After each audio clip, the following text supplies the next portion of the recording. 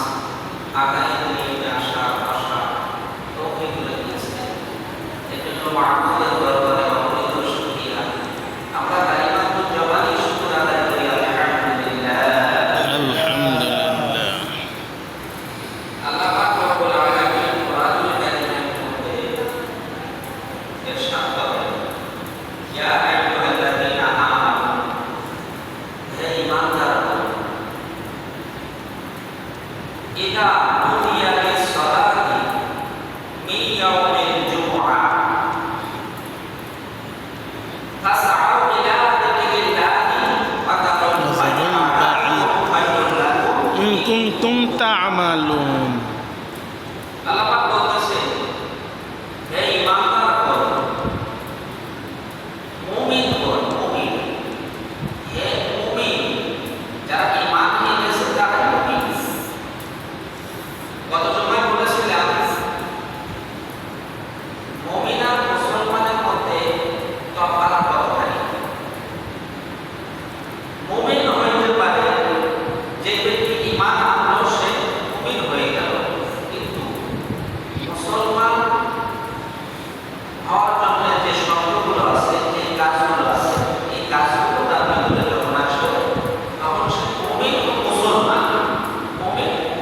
মুসলমান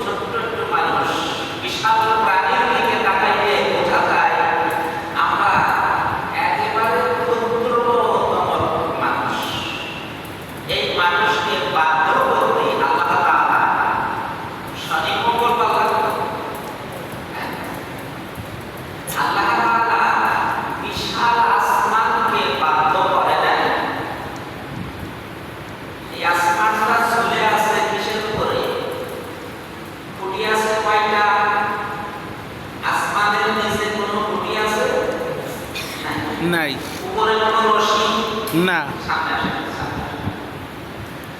এই লাইন এসে উপরে কোনো রশি দিয়ে মাথা ঝোলানো আছে? নাই। আসমানকে আল্লাহ তাআলা স্থির থাকতে বলেছে তার স্থানে, বলে এই স্থানে তুমি স্থির থাকবে। আসমান স্থির রয়েছে, দাঁড়িয়ে আছে।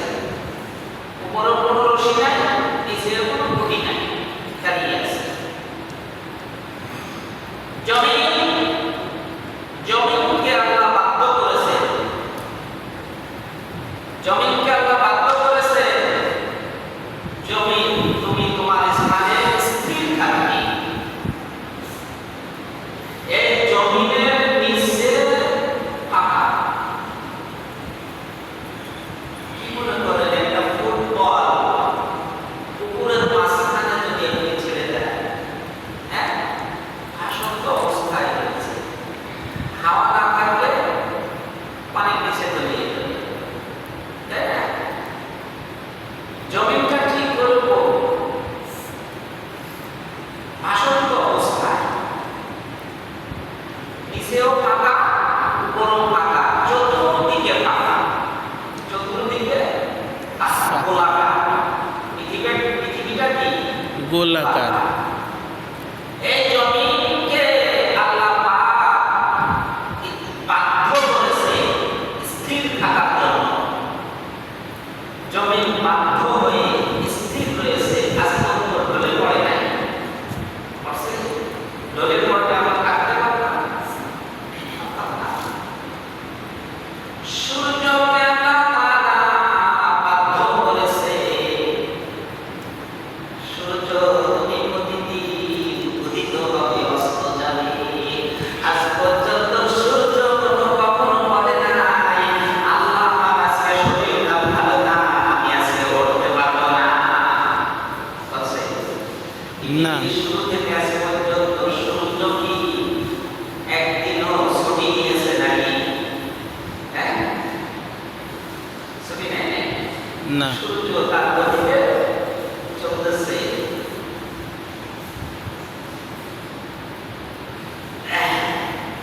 চাঁদ তার গতিতে চলতেছে, বাধ্য করে রেখেছে আল্লাহ, বাধ্য করে রেখেছে। ফেরেশতাদেরকে আল্লাহ তাআলা বাধ্য করে রেখেছে। সমস্ত ফেরেশতা আল্লাহ পাকের বাধ্য, সবাইকে বাধ্য করে রেখেছে। কিন্তু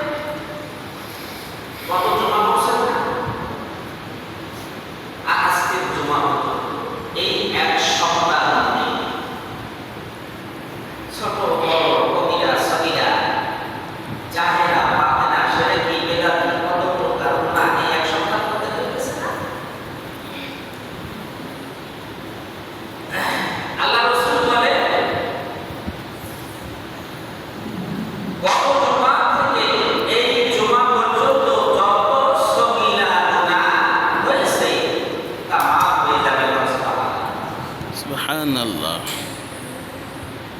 যত সগীরা গুনাহ হয়েছে সব মাফ হয়ে যাবে। কি করতে হবে? জুমার দিন গোসল করে পবিত্রতা হাসিল করে চুলে একটু তেল মাখিয়ে, আমি তো তেল মাখি না, একটু খুশবু ব্যবহার করে, আলো ব্যবহার করে মসজিদে হাজির হয়ে যাবে। যেখানে জায়গা হবে চুপ করে বসে যাবে, যতটুকু নামাজ তার আগে যাবে ততটুকু নামাজ সে পড়বে। এতে গত জুমা থেকে আজকের জুমা পর্যন্ত যত সগীরা গুনাহ আছে সব নামাজ পড়বে। সুবহানাল্লাহ। এখন এই জুমায় আসতে হবে, জুমার নামাজ পড়তে গত সপ্তাহে আসতে হবে, এ সপ্তাহে আসতে হবে নাকি? হ্যাঁ, মা হবে কি জুমায় না আসতে না ওই ইসে বাগানে বসে মোবাইল দেখে, ওটা বলে মা পাবে।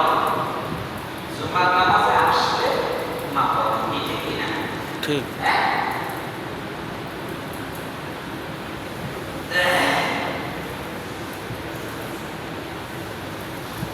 বলে এরকম জুমার নামাজ কত গুরুত্ব, আর জুমার নামাজের ফজিলত কত। আল্লাহ রাসূলের সাহাবাস নাই যখন এই বয়ান শুনছে জুমার নামাজের ফজিলত, যখন আল্লাহ রাসূলের পবিত্র জবান থেকে সাহাবারা শুনছে, তখন কি করছে? দুনিয়ার সকল কাজকর্ম বাদ দিয়ে শুক্রবারের দিন তারা কোনো কাজই করেনি। শুক্রবার আজকে জুমার জন্য প্রস্তুতি নিব, সকাল থেকেই তারা সাজগোজ শুরু করবে, প্রস্তুতি, গোসল করবে, হ্যাঁ, পরে জামা কাপড় গায়ে দিবে, সকাল থেকেই তারা প্রস্তুতি নিবেন।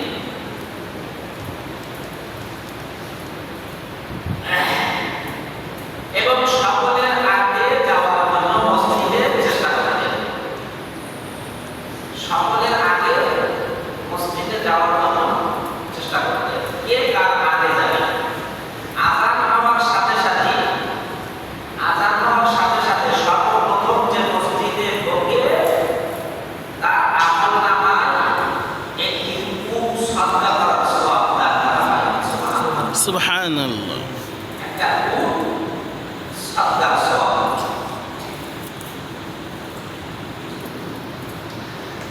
এরপরে যে ঢুকবে একটা গরু, একটা দোম্বা, একটা বকরি, এরকম বলা হয়েছে 3 পর্যন্ত। হ্যাঁ, সিরিয়ালে ঢুকতে থাকবে আর ওই সাদকা করার সওয়াব সবাইকে থাকবে। কোনো কাজ নেই, বেহুদা দোকানের পাশে বসে আছে, দোকানের বেঞ্চের উপরে বসে আছে, জুমার নামাজে আসলো না, কপাল পোড়া। আজকে তাকায় দেখেন মুসাফিরের দিকে, আপনি যে বসে আছেন, মোবাইল নিয়ে বসে আছেন, টিভির সামনে বসে আছেন, জুমার নামাজে আসলেন না, জুমার নামাজে আপনি আসলেন না, আপনার মতো কপাল পোড়া নাই, জমিনে নাই, আপনার মতো কপাল পোড়া জমিনে নাই, আপনি জুমার নামাজে আসলেন না। মুসাফিরের দিকে তাকান। হুসাইন রাদিয়াল্লাহু তাআলা যখন কারবালায় পৌঁছে গেলেন, ইয়াজিদের চিঠি পাইয়া 40,000 চিঠি ইয়াজিদ দেখেছিল মদিনায় হুসাইনকে পাওয়ার জন্য। কত হাজার? 40,000। 40,000 চিঠি হুসাইনকে পাওয়ার জন্য ইয়াজিদ মদিনায় লিখেছিল। সেখানের পরিস্থিতি জানার জন্য পরামর্শ অনুযায়ী সকল সাহাবীরা পরামর্শ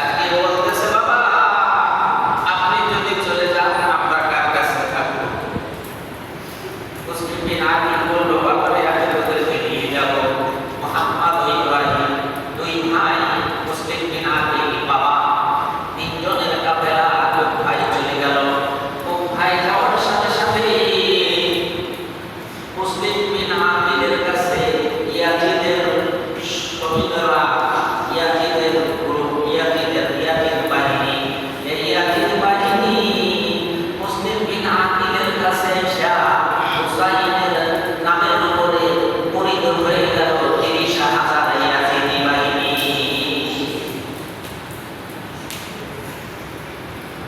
যখন শুনছে মুসলিম বিন আকিল হুসাইনের বার্তা নিয়ে আসছে, মুসলিম বিন আকিলের হাতে হাত রেখে হুসাইনের নামে পরিণত হয়ে যায় 30,000 মুসলমান। তার ভালো ছিল, কিন্তু শয়তান ছিল ইয়াজিদ গুরু। এই খবর পৌঁছে দিলেন মদিনায়, খবর পৌঁছে দেওয়া হলো হুসাইন তুমি কোথায় আসতে পারো, কোথায় সমস্ত মানুষ তোমার জন্য পাগল, তুমি কোথায় আসার জন্য প্রস্তুতি নিতে পারো।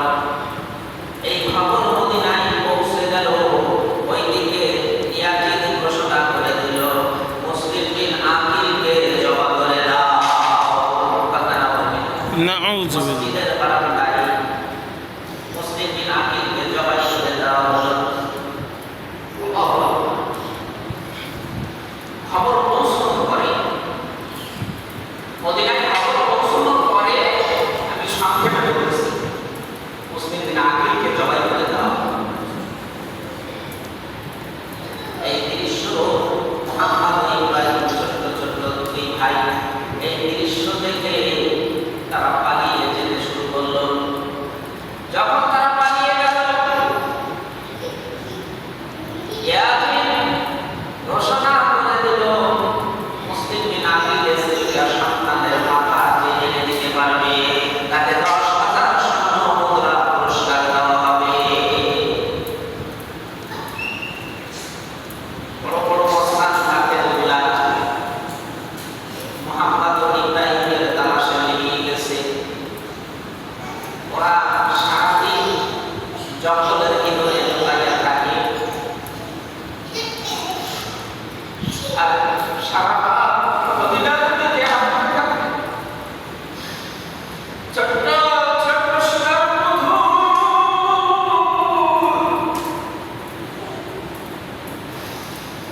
হারেসের হাতে ধরা খেয়ে গেল। হারেস ছিল দুর্দর্শ কাফের, ইয়াজিদের লোক ছিল। এই হারেসের হাতে ধরা খেয়ে গেল। সংক্ষেপে বলি, ধরা খাওয়া বলে ইব্রাহিম মুহাম্মদ ইব্রাহিমকে যখন জবাই করে মাথাটা প্যাকেট করে ধর দুইটা নদীতে ফেলে দেয়,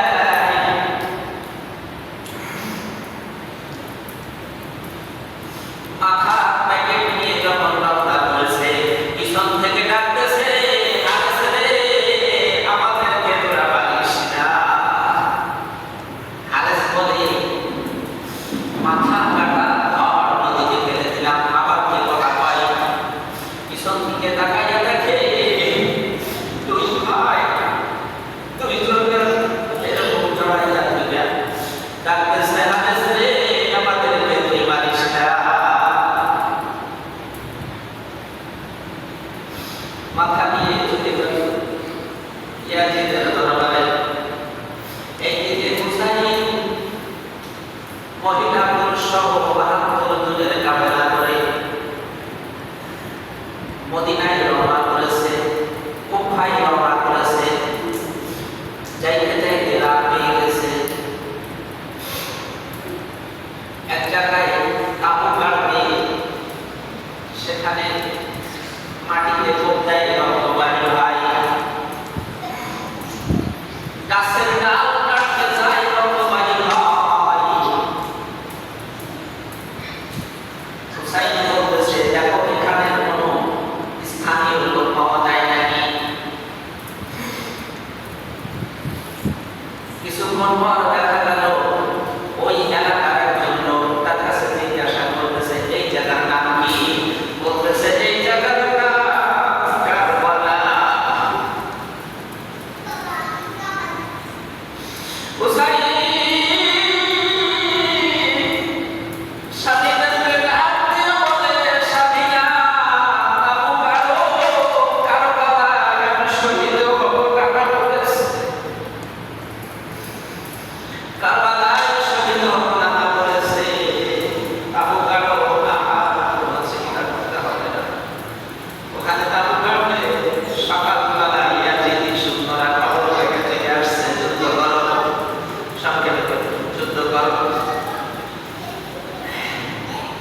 হুসাইন বলতেছে আমি আল্লাহ যুদ্ধ করতে আসিনি, আমরা দাওয়াত পেয়ে এসেছি, মেহমান হিসেবে এসেছি, আমরা যুদ্ধের অস্ত্র নিয়ে আসিনি, যুদ্ধের প্রস্তুতি নিয়ে আসিনি, বলে যুদ্ধ করতে হবে।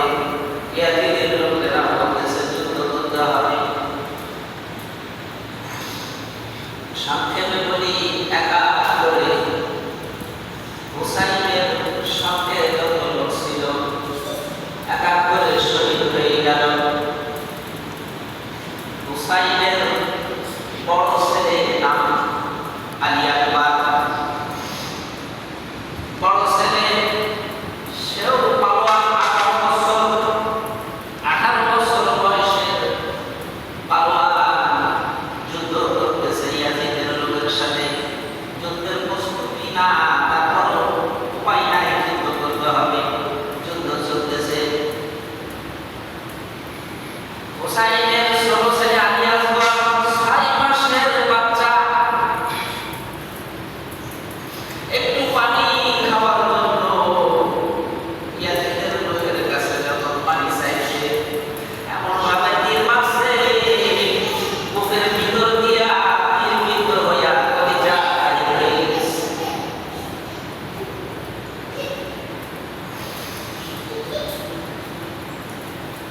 সইতে পারে না। হুসাইনের কোলের ভিতরে তার বুকের ধান, আলী আকবর তিনি খাইয়ে মৃত্যুবরণ করেছে।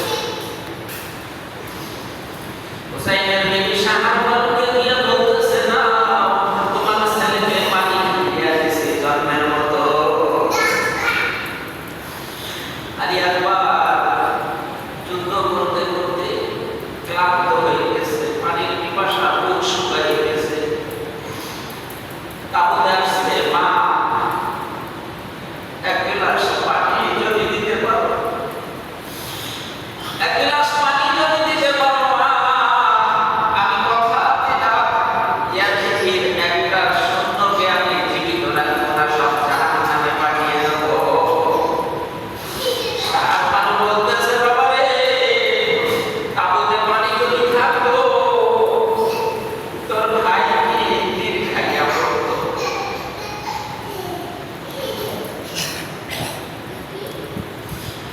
আলী আকবর বলতেছে, মা বিদায় দাও, দেখা হবে আসরের পয়খানে। বিদায় হয়ে গেল। হাজার হাজারে তিনি সৈন্যকে জাহান্নামে পাঠিয়ে দিয়ে নিজে শহীদ হয়ে গেল। তাবুতে আর মাত্র 3 জন লোক আছে, হুসাইন, শাহাদাত আর বিমারি জয়নাল আবেদিন। জয়নাল আবেদিন খুব অসুস্থ, বিমারি। হুসাইন যুদ্ধের পোশাক পরে তৈয়ার হলে জয়নাল আবেদিন বলতেছে, হুসাইন তুমি যাইও না, আমি জয়নাল আবেদিন যাব। অসুস্থ মানুষ, বিমারি জয়নাল আবেদিন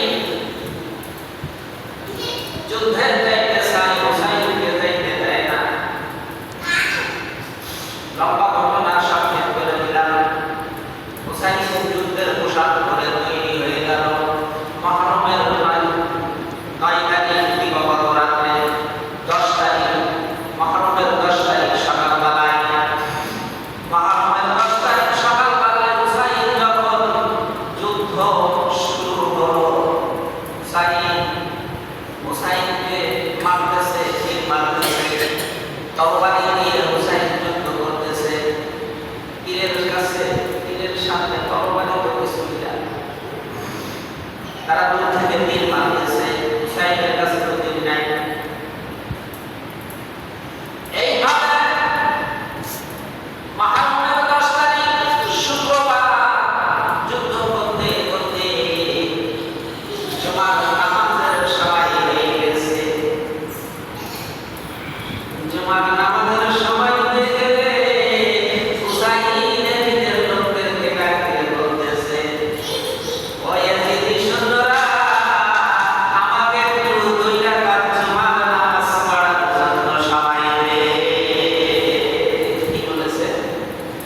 2 রাকাত জুমার নামাজ পড়ার সময় দেয়।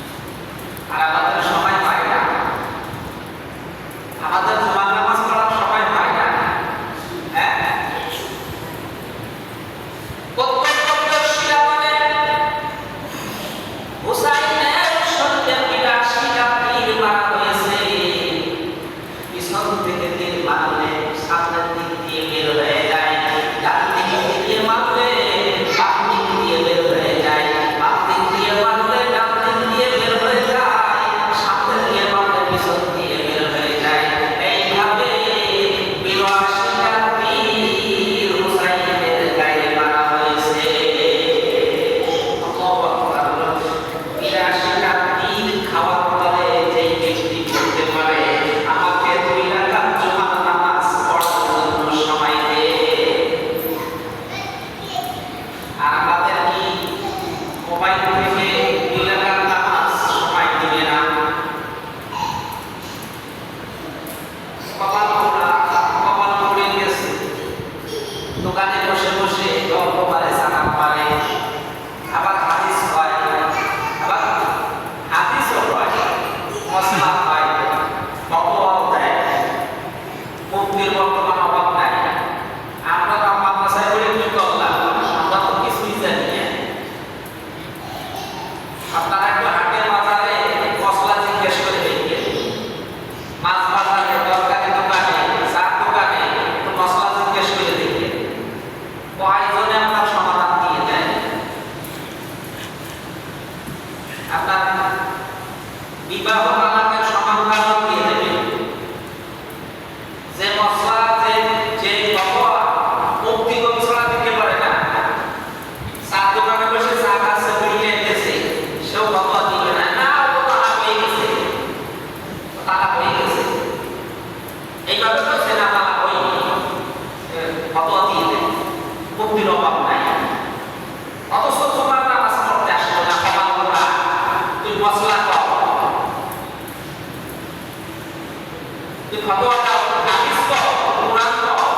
কোরআনে আছে আল্লাহ কি কইছে, এইভাবে কয় আল্লাহ কি কইছে জানিস তুই? বিড়ি সিগারেট টানে আর কয় আল্লাহ কি কইছে জানিস তুই? ও জানে, ও জানে আল্লাহ কি কইছে। আল্লাহ কি কইছে জানিস তুই?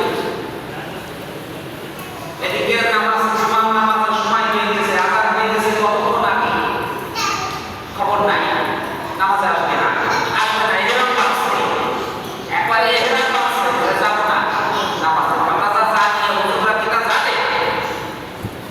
বাবারে, আমরা কত জানি না, তোমরা যা জানো আমরা কত জানি না। তারপরও যতটুকু আমরা পারি এই দিয়ে নামাজ তো পড়ার চেষ্টা করি। আসো নামাজ পড়ো, আর যদি আমাদের থেকে তোমরা বেশি বোঝো, তোমরা পড়াও, আমরা পড়ি। কি তোমরা পড়াও, আমরা পড়ি? আমরা তো বলি না যে আমাদেরকে পড়াইতেই হবে। হ্যাঁ,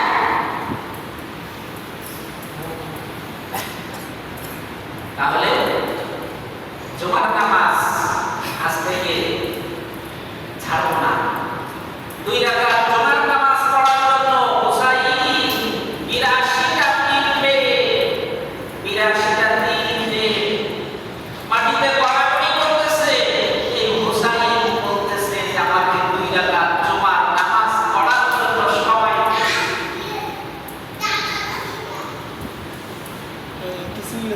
জুমার নামাজ পড়া হয়ে গেল, হুসাইন 2 রাকাত জুমার নামাজ আদায় করে নিল। ইয়াজিদের প্রধান সেনা ইমাম হুসাইনের বুকের উপরে পাড়া দিয়া যখন গলায় ছুরি চালাইয়া জবাই করে দিল, আল্লাহু আকবার। হুসাইন পানির উপরে